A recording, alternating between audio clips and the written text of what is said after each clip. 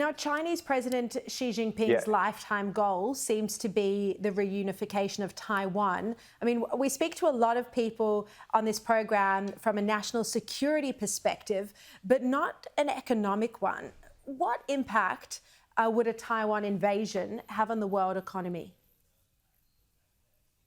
Well, Shari, as you know, I come to the world from an economics background, but when you think about what an invasion of Taiwan by Xi Jinping's China would mean to the world, economically, we all know that it would be a pretty substantial shock initially.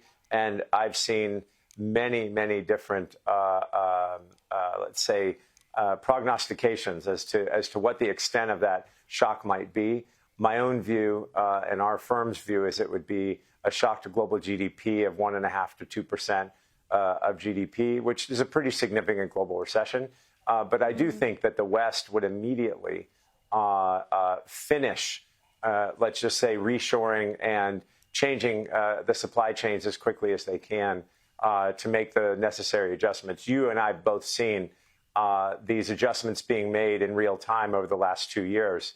If you look at the number of mentions of reshoring, onshoring, and all of the associated words, they've moved up parabolically in mentions, and you can see what's happening around the globe. Now, there are those companies that refuse to admit that this is even a potential possibility, and those companies will lose, the PP&E they have invested in China. They may have their, in the event this happens, they may have their employees detained, and they will lose whatever supply chain capacity they have there, and therefore significant revenue. But, the writing's been on the Great Wall for many years, Shari, and those that are remaining and turning a blind eye to the facts that as they exist today will end up paying the price.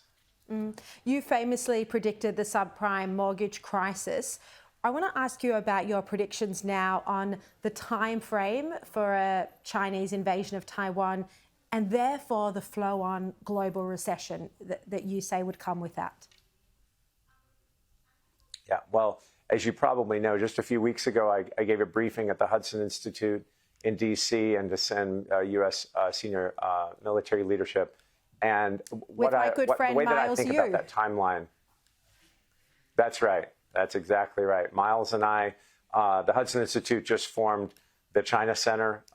Miles runs the China Center, myself, Secretary Pompeo, and even a former Australian PM, Scott Morrison, sit on that board.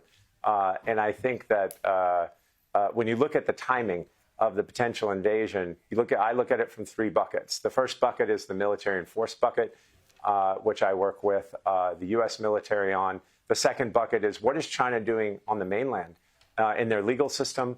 What are they building in the mainland? How are they working day and night on mainland in preparation for a potential invasion? And the third bucket is the economic side. What are they doing in financial markets that make, let's say, that don't make economic sense? And all three of those buckets are filling up pretty quickly. I'm happy to share that presentation with you on Twitter, Shari, and I'll send it over there. But the point being, I think that this invasion happens in the next 2 years. Now, Xi Jinping has said he wants his military ready for an invasion by 2027.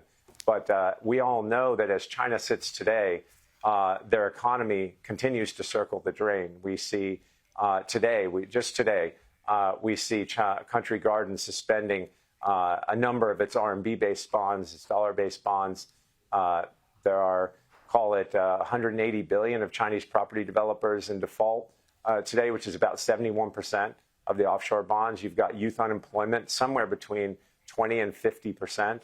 You've got the Chinese real estate sector in an essential collapse. And that real estate represents about a third of Chinese GDP.